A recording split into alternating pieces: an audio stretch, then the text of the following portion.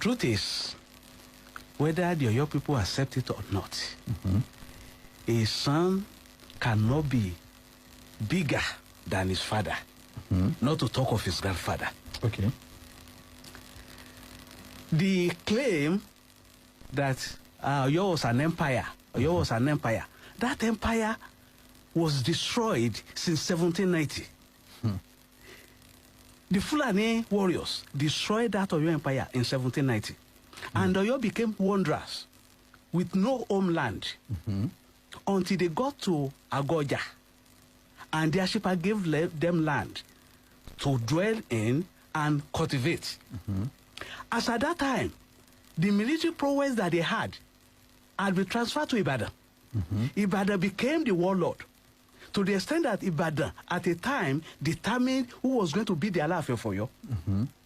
So if you are claiming that military prowess that time, it is actually Ibadan that's supposed to be claiming that right now.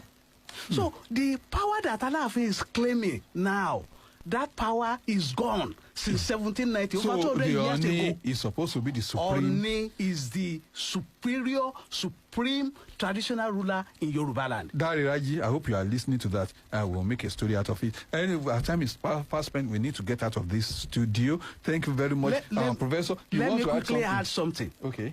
Alaafin Adeyemi was the only alaafin that contested the supremacy against the Oni. There is no record anywhere that any alaafin had ever contested the supremacy with Oni. And even the contest was on the pages of newspaper. I remember in 1989 when Babangida was to come to Oyo State on an official visit, and the State Executive Council and the two traditional rulers were to meet to welcome Babangida at the Ibadan end of the toll gate. Colonel Sasani Oresanya was standing, alaafin was next to him, and members of the State Executive Council. The Oni has not arrived. As Oni arrived, before he got down out of his limousine, you know what alaafin did? Alaafin created a gap. He moved. He moved away from where Oresanya was standing, so that Oni will come and stand next to the alaafin, to the governor.